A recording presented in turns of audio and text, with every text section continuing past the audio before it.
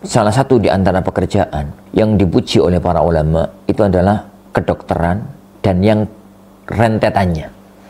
Itu tuh salah satu di antara pekerjaan yang dipuji oleh para ulama. Kenapa? Ya karena manusia itu terdiri dari dua unsur. Unsur jasad dan unsur roh. Kalau para asatidzah, para ulama itu membangun roh, yani ngobati roh, nyihatkan roh, gitu. Maka para dokter menyihatkan fisik. Yani tentu semuanya dengan izin dari Allah Subhanahu wa taala. Bahwasanya karir itu karir yang mulia, karir yang bagus.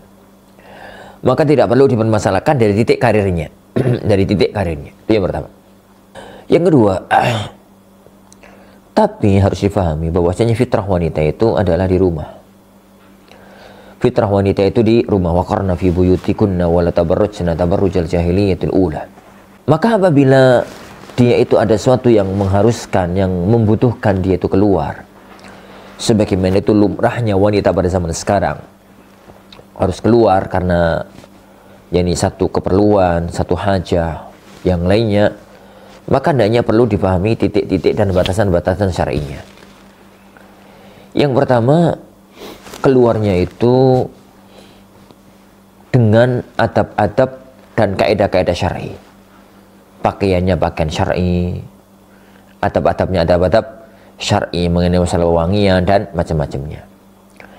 Kaidah ini konsekuensinya adalah jangan pernah menempuh karir di tempat yang tidak bisa menerapkan pakaian yang syar'i.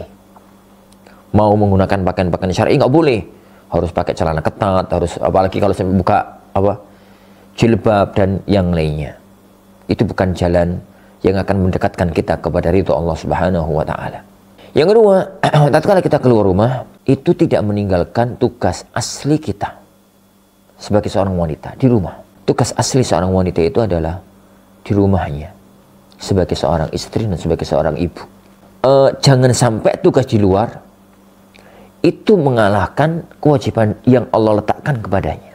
Yang ketiga, otomatis dari yang kedua tadi, itu keluarnya wanita dari rumahnya itu mendapatkan izin dari suaminya atau walinya. Yang berikutnya, menghindar dari kemaksiatan yang muncul atau meminimalisasi kemaksiatan yang ada. Dari sini kalau kemudian anti mampu untuk mendapatkan pendidikan yang itu berkaitan dengan karir, perawatan itu di satu tempat, yang di tempat itu syar'i, misalkan kliniknya pesantren atau rumah sakit syariah gitu, yang benar-benar syariah loh ya.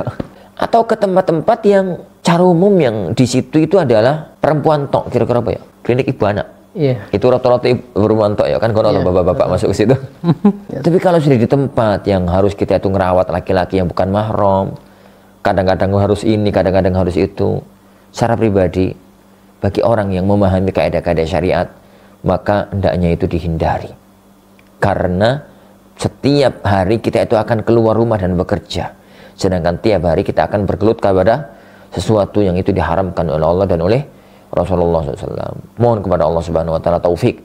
Jadi kita tidak menuntut anti untuk putus dari karir keperawatan itu. Silahkan dilanjutkan dan diteruskan. Kan itu adalah pekerjaan yang mulia.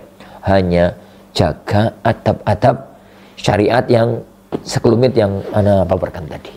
Wallahu a'lam bishawab. Nah. Al Furqan TV, saluran pendidikan, dakwah dan inspirasi Islami.